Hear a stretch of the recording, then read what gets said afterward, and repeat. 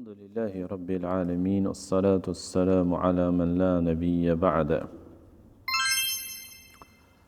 Jemi me kapitullin e kthimit nga kibla, me temën e kthimit nga kibla në kapitullin e namazit.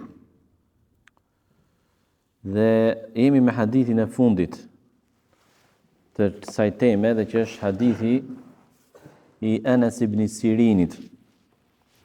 Anas ibn Sirin nga tabiinët, Allah më shëroft, thotë në këtë hadith që e përcjell autori, thotë i dolëm përpara të prisnim Anas ibn Malik, i cili po vinte nga Shami, po vinte në Irak. Anas ibn Sirin ishte në Irak dhe po priste Anas ibn Malik, ai me të tjerë që po vinte Enesi, sahabi radiallahu ta'ala anhu, nga Shami. Dhe e takuam në Ainut Tamr, kështu quhej ai vend. Dhe ndërkohë e pash atë që po falej mbi gomar, pra mbi gomarin e tij të udhëtimit. Dhe ndërkohë fytyra e tij ishte e anuar, pra nga e majta e kiblës. Pra nuk ishte në drejtim të kiblës, po falej, por se ishte drejtimin nga kibla, por në anën e majtë të kiblës. Pra nëse kibla është këtu, kjo është e djata, kjo është e majta. Edhe i thash, pra pas namazit normalisht, të pash që po falej në tjetër drejtim nga kibla, të pash që po faleshe në tjetër drejtim nga kibla, e pyeti. Enesi, radiallahu ta'ala anhu, sahabi, i tha, nëse nuk do të kisha parë të dërguarin e Allahut ta bënte këtë gjë, as unë nuk do ta bëja. Ky është hadithi. Së pari, thotë Anas ibn Sirin, vllai Muhammed ibn Sirinit, komentuesit të njohur të ëndrave. Ka disa libra në qarkullim të botuar shqip, komenti i ëndrave sipas Muhammed ibn Sirinit. Nuk janë të vërtetë, sepse nuk është përcjellë ndonjë libër prej tij. Nuk është përmendur nga dietarët që ai ka shkruar një libër në komentimin e ëndrave. Por janë tituj komercial, pra tituj për të fituar lekë për të shitur libri. Shifin sa bukur fillon ndodhia. Dhe jo më kratë Anas ibn Sirini e përmend. I dolëm Anas ibn Malik përpara për ta pritur atë, sepse ai po vinte nga Shami. Kush është Anas ibn Malik? Sahabi i nderuar i profetit alayhi salatu wassalam, i cili pati nderin nga Allahu që t'i shërbej të dërguarit dhe të dashurit të Allahut rreth 10 vjet. Anas ibn Malik radiallahu ta'ala, që fëmijë. Dhe është nga transmetuesit më të shumt në numër të haditheve. Çfarë do thotë kjo? Që ka përcjell një pjesë të konsiderueshme të fesë, një pjesë të madhe të sunetit të profetit alayhi salatu wassalam. Dhe kjo është nder, për shkak se ishte pranë profetit alayhi salatu wassalam për t'i shërbyer atij. Pra ishte dietar, ishte sahab, njeri me vlera. Prandaj thotë Anas ibn Sirini, ne i dolëm përpara për ta pritur. Çfarë tregon kjo? Edukatën e tabiinëve me njerëzit me peshë, apo me njerëzit që kishin dituri dhe vlera. Dhe kjo është një edukat që ne duhet ja mësojmë fëmijëve tanë, ndaj njerëzve të ditur, ndaj hoxhallarëve, ndaj mësuesve të fesë, ndaj besimtarëve të mirë. Normalisht edukatën duhet ta kenë me të gjithë njerëzit, por me ata të cilët kanë kontribute, kanë vlera, kanë pozitë fetare, duhet një respekt apo shfaqja e një respekti më të madh. Një shfaqje më e madhe e respektit. për shembull, dhe një nga gjërat që është problem në xhamatin ton, xhamatin shqiptar flas, është se kanë një shkëputje të madhe nga hoxhallarët. Pra marrëdhënia dhe kontakti i tyre me hoxhallarët është vetëm në xhami. Dhe për një pjesë të madhe është vetëm namazi dhe jo mësimet që mban hoxha. Vetëm namazi. Mbarë namazin ikën. Dhe as nuk e belenis hoxhën dhe mësimet që jep hoxha. Ka ca që e kanë të përhershme këtë punë. Sa fillon mësimi, praf, edhe të spiti në përgjys ilin. Kanë thënë se dhe i kapin një minutë, durin gjuhë në një fjalë, në një ajet, në një hadith. Se ne jemi në mësime dhe ndonjë pyetjet i kam retorika, kupton, nuk i kam për të marrë përgjigje. Pra, ndërkohë që raporti sahabëve me profetin alayhis salam si njëri që dinte fenë dhe u mësonte njerëzve si mësues i fesë. Raporti tabiinëve me sahabët apo njerëzit muslimanë të thjesht nga tabiinët me dietarët e tyre, nuk ishte vetëm kaq i ngushtë i zbet sa që sot. Eftonin hoxhën në shtëpi t'i flisë të antarëve të shtëpisë. T'i flisë të antarëve të shtëpisë. Eja, sidomos për shembull, baba ishte ose bashorti ishte të gruaja e tij probleme me fen, lëshime në fe, me fëmijët e tij lëshime në fe, babai. I flet, përpiqet, nuk ndryshojnë. S'ka mundësi t'i marrë të mësimet e hoxhës, e merr hoxhën. A nuk shkonin te profeti alayhis salatu wassalam për çështjet familjare dhe e thrisnin në shtëpitë e tyre profetin alayhis salatu wassalam për problemet familjare. Sahabët ishin lidhje të fortë me dijen. Ne kemi bërë hoxhën si apo xhamin si një zyrë pune dhe hoxha është e prori dhe mbaroi puna dhe ikim. Shihni kush ishte edukata e tabiinëve.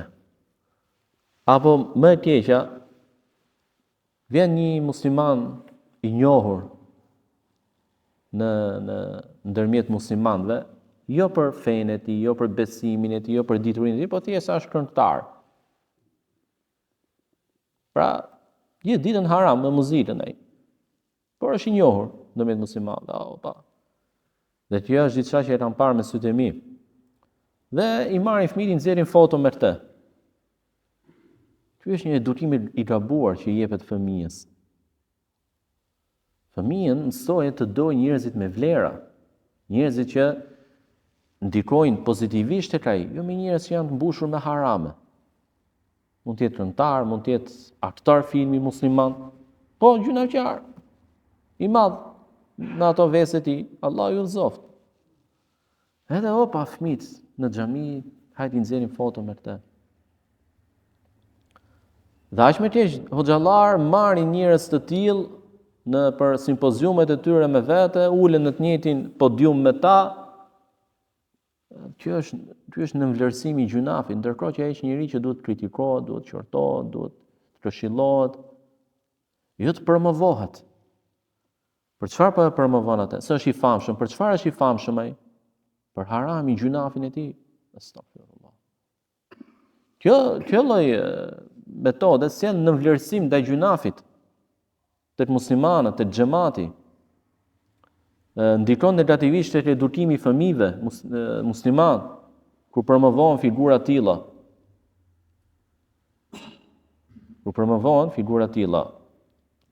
Ndonjëherë na duhet të flasim edhe për veten, edhe pse kemi siklet, po duhet i bëjmë të gjëra. Ose për shembull, vinë hoxhallar nga rreth e tjera, xhamati. Ndërkohë që në vendin e tyre mund të jetë hoxhallar shumë herë më të mirë se ai apo se ata. Dhe se kanë atë zell për ta dëgjuar, për t'i dëgjuar siç dëgjojnë ata. Ne nuk duhet të jemi tifoz sa like ka ky hoxh, ky ka më shumë se është më i miri. Në kohën e sotme Në kohën e sotme, njerëzit apo videot, postimet në rrjetet sociale që marrin më shumë like janë ato që kanë histori ose që janë të zbehura nga mësimi real i fesë, nga çështjet që apo nga shpjegimet, mësimet që ka dituri fetare. To nuk ka zell të ngjoj dikush, nuk ka durim, vetëse pak. Edhe du mundësisht 3 minutëshe. Po kaloj 4, 5, po vojti 7. Kjo është problem. Pra, nga edukata që duhet, për shembull vjen me fëmijën në xhami, edhe i thu, normalisht masi hoxha për shembull fali namaz ka marrë tespit. Nuk duhet ta ndërpresësh hoxhën nga tespit. As me pyetje, as me diçka tjetër, lart marroj dhikrin e tij. Ju kam përmendur shembullin e një dietari në Medinë. Sheikh Ibrahim Ar-Ruhailit. Allahu e rujt. Qëllova herë namazin sabahut në xhaminë e Profetit alayhis salatu wasallam kur isha në Medinë dhe qëllova që isha pranë tij në namaz.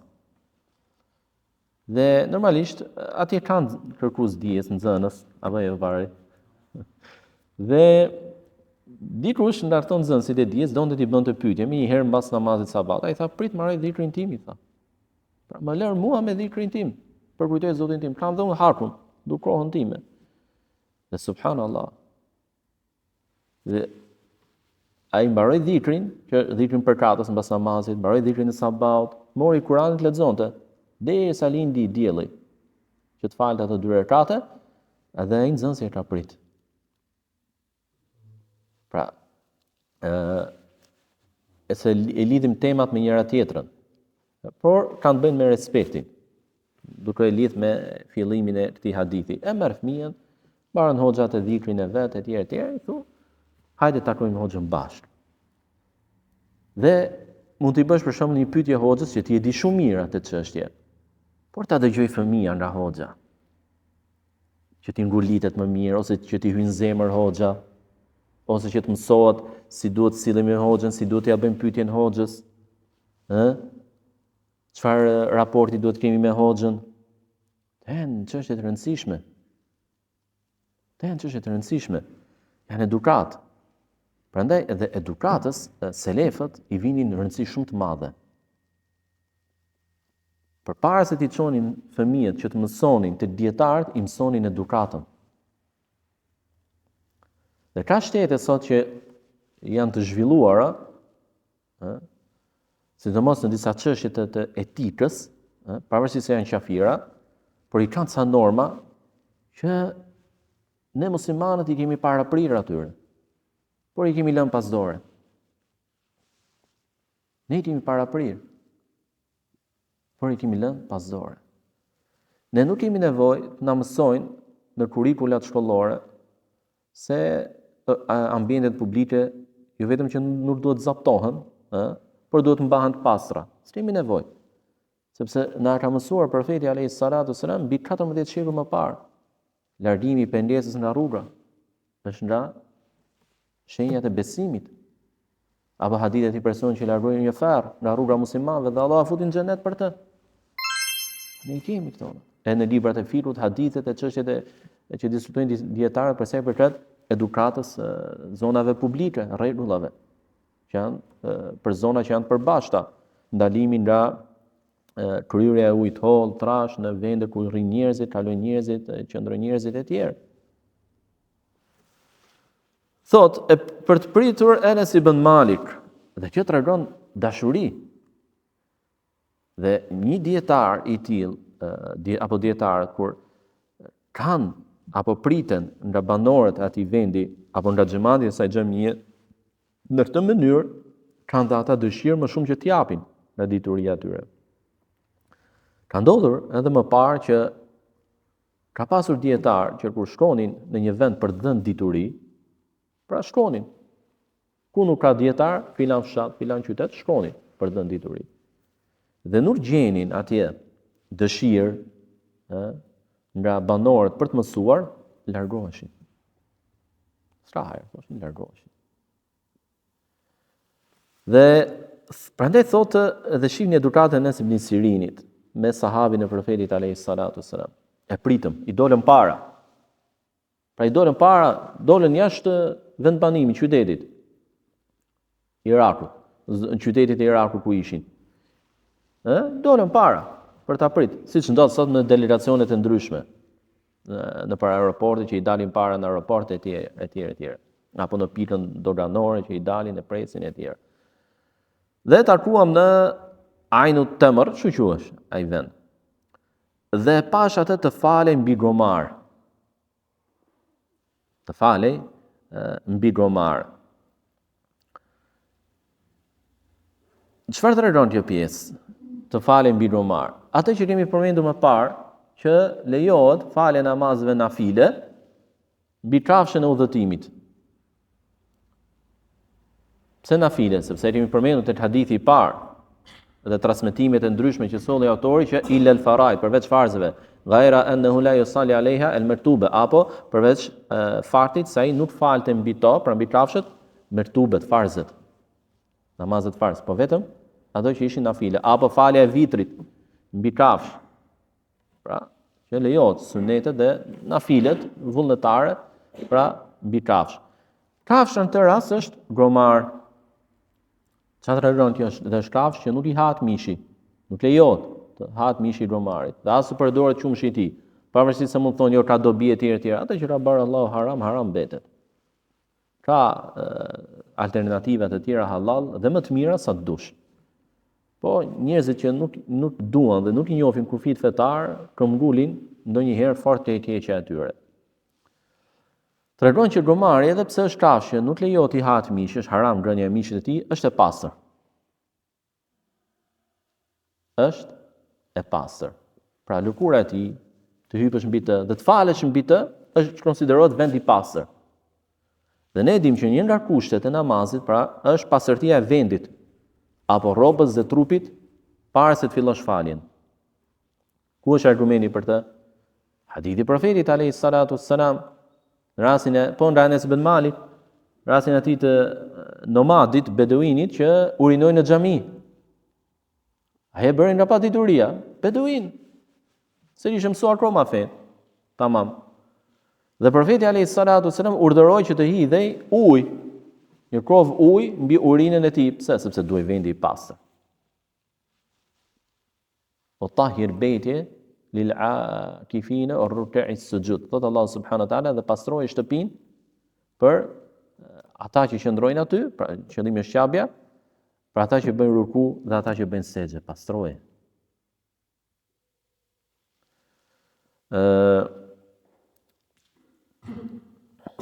O tahir beitje li taifina o ruk'i sujud. Për ata që bëjnë tavaf, jo la akifina, për ata që bëjnë tavaf dhe ruku dhe sejdë. Por kjo nuk do të thotë se edhe jashitja e gromarit është e pastër. Pra ne themi është kafshë e pastër, pra që të hypësh mbi të, ta prekësh atë, apo sekrecionet e gojës së tij janë të pastra, pra nuk ka problem nëse falesh me diçka prej tyre në trupin apo vendin ku je, konsiderohet i pastër, por për sa i përket jashitjes, jo. Ku është argumenti? Hadithi ibn Mesudit, kur profeti alayhis salatu wasallam kryi nevojën e tij personale dhe kërkoi gur që të pastrohej. Dhe Ibn Mesudi solli 2 gur dhe një baj gomari, siç përmendet në transmetime. Profeti alayhis salatu wasallam i mori guret, e hodhi bajën dhe tha kjo është rijs, e pisët. Kjo është e pisët. Dhe ka një rregull të dietarët që thonë jashitja e çdo kafshë që i hahet mishi është e pastër. Është e pastër. Kafshë i hahet mishi. Bartitë ndryshme e tjerë. Pra nëse në mban dele për shembull, dhe në trupin, në rrobën tënde ra diçka nga jashitja e tyre, je i pastër. Mund të falesh, sepse konsiderohet e pastër. Dhe atyre që nuk u hahet mishi, jashitja e tyre konsiderohet e pisët. Dhe thot, dhe shihni sa bukur tani. Dhe e pash thot në drejtim tjetër, pra nga e majta e kiblës. Pra kibla ishte tjetër drejtim. Ai ishte kthy tjetër drejtim. Pse kjo? Jo se nuk e dinte Enesi, sahabi radhiyallahu ta'ala anhu, por siç e shpjegon në fund dhe ne kemi përmend më parë, lejohet kjo gjë. Profeti alayhis salam thotë i bën numri, u fal mbi kafshën e tij, ndado që të ishte drejtimi i udhëtimit. Pa e marr kiblën, apo pa u kthyer nga kibla. Ndado që të ishte drejtimi, pra ai kishte kiblën drejtimin e vendit ku do të shkonte, dhe jo Ka'bën. Dhe kjo është për nafilet. Dhe jo për farzët. Për farzët është detyrë të zbresësh, që të qëndrosh këmbë, bësh rukun tamam, bësh secdë tamam, normalisht të mjetet që mund zbresësh. E tjerë. Dhe shihni sa bukur thot, dhe i thash, i bën pyetje, të pash që po faleshe në tjetër drejtim nga kibla. Që çaj edukatë. Pra ai e pa gabim, dhe nuk e dinte të rregull fetar që në udhëtim e tjerë për nafilet lejohet e tjerë. Por nuk nxitoi ti thotë e bëre gabim. U fale gabim. Veprove gabim. Nuk e dite drejtimin e kiblës. Edukat. Dhe kjo pyetje është për të kërkuar shpjegim për të marrë dituri. Dhe nuk është pyetje kritikuese. Nuk është pyetje kritikuese. Por pyetje për ditur diçka që ky ndoshta nuk e di. Mund të ketë një shtjellim. Sepse duhet edhe ai mendimi i mirë për të diturin. Nëse e sheh një hoxhën apo dikush sheh dietarin që po vepron ndryshe nga ç'di ky nga feja, e parë punës nuk duhet nxitoj ta akuzoj, ta kritikoj. Por me edukat e pyet, sepse mund të jetë çështje që pyetësi nuk e di dhe e merr sqarimin nga dietari, por mund të ndodhë që edhe dietari harron. Njëri është harron. Një herë Sheikh Albani, Allahu më shëroft, fali namazin dhe në tehijatin e fundit, ishte namaz me 2 tehijate, nuk qëndrojnë atë mënyrën pra që e fut njërën këmbë poshtë tjetrës dhe me të ndenjurat ulesh në tokë. Dhe një nga nxënësit e pyeti, po me edukat, sheh tha, ne dim që ti e shpjegon që suneti, tehijatin e fundit është kjo formë që i përmendi, por të pashë që u falën ndryshe. A mos shihin sa bukur. A mos ka ndonjë transmetim që nëse dim tha, pra nuk tha, o shekh, po ti të thanë shu, pse të shu? Ose o shekh, harove ti? Jo, me edukat. Shekh Albani, Allah më shëri tha, po tha, ashtu fala tha, për shkak të këmbës së sëmur. Pra u falë si që rri në tehijatin e parë. Në atë mënyrë. Për shkak të këmbës së sëmur. Dhe thotë, dhe shpjegon, i bën pyetjen, dhe i e përgjigj thotë, nëse unë nuk do të isha parë të dërguarin e Allahut sallallahu alaihi wasallam të bënte këtë gjë, as unë s'do ta isha bërë. Cila është gjëja? Gjëja këtu është lloji i veprës, jo konkretisht ky veprim me tërë detajet, pra që profeti alaihi wasallam erdhi nga Shami në Irak, jo.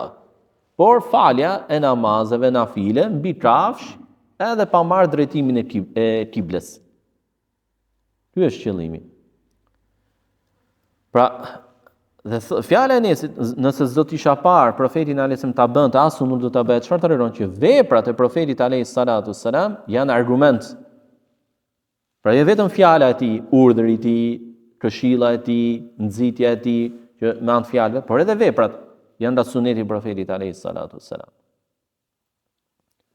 Dhe gjithashtu, ky hadith tregon pasimin e sunetit të profetit alayhis salatu wassalam nga ana sahabëve radhiyallahu ta'ala anhum. E ndishnin sunetin e profetit alayhis salatu wassalam. Gjithashtu hadithi tregon edhe zellin, dëshirën e madhe që kishin selefët për të marrë dituri. E para tregohet me pritjen medaljen parë për të pritur Enes ibn Malik, e dyta me pyetjen që i bëri e tjerë.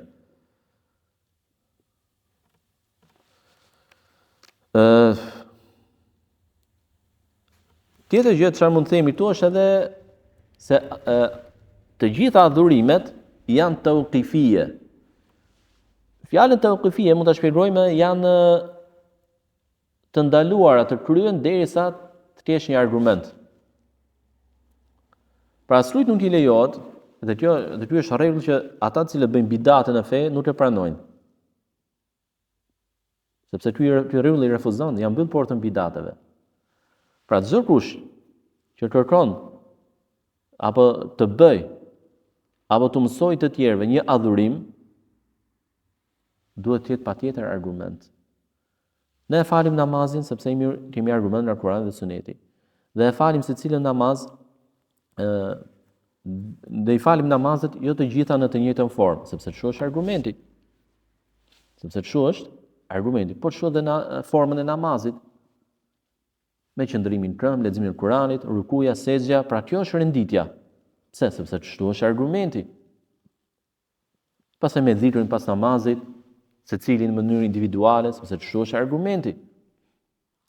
Pra ne çdo kush që sjell një adhurim dhe thotë është i mirë ky, është i mirë.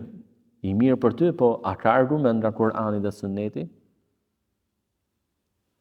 Pra nuk lejohet të kryet asnjë adhurim pa pasur argument për të, që e ligjëson.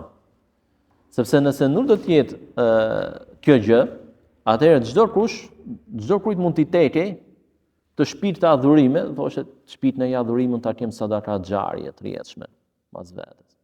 Ose njëri që ka xhamat madh që e ndjekin, e dëgjojnë, e pasojnë e tjerë. Edhe dele i thotë, o xhamat, kam menu që është e mirë për ne të gjithë, edhe ky lloj dhikri. Që ta themi çdo herë mbas çdo namazi apo një herë në javë apo çdo ditë në drejt apo në darkë e tjerë. Dhikri mund të jetë në këtë rast i rregullt në fjalët e tij. Por kur e kushtozon apo e kufizon me një kohë apo vend për të cilën nuk ka argument, refuzohet. Refuzohet. Prandaj adhurimet, thon dietarët, janë tauqifie. Pra, që duhet i përmbash apo të kesh një argument të cilit i përmbash për të adhurim. Dhe çdo kush që sjell një adhurim, për shembull, vjen dikush dhe thotë, e shohim që bën një adhurim të çuditshëm. Dhe ne e dim fare mirë që ky adhurim nuk është i ligjësuar në fe. E dim sepse kemi mësuar apo të çështjet atyre. Dhe i themi aty ndarti argumentin. I kërkojmë argumentin që ti po bën të adhurim. Sepse s'na lejohet të adhurojmë Allahun pa argument. Normalisht i tillë nuk mund të sjellë dot argument. Edhe nëse të sjell ajet apo hadith, do ta interpretoj gabim. Si thot Allah subhanahu wa taala, ya ayyuhalladhina amanu sabiru wasabiru warabitu wattaqullaha la'allakum tuflihun. O besimtar, bëni durim, të ruani të durueshëm, durimtarë të mëdhenj, keni frikë Allahun, warabitu. Vin grupe të humbura si Sulejmanit, edhe fjalën rabitu e lidhin me atë raptan e tyre. Çfarë është rapta e tyre? Pra, bëjnë atë rrethin e tyre, atë qëndrimin rreth, edhe lidhen shpirtërisht me shehun e tyre të vdekur. Sulejman Tunahani, që është themeluesi i sektit. Dhe kanë si ndërmjetës ndërmjet tyre dhe Allahut. Ky është shirk. Ky është shirku i mushrikëve arab. Kohën e xahiliyetit. Ky është shirku i madh. Lidhen. Nuk mund t'i lutën drejt për drejt Allahut, por vetëm se nëpërmjet tij. Vetëm se nëpërmjet tij. Pra interpretojnë gabim.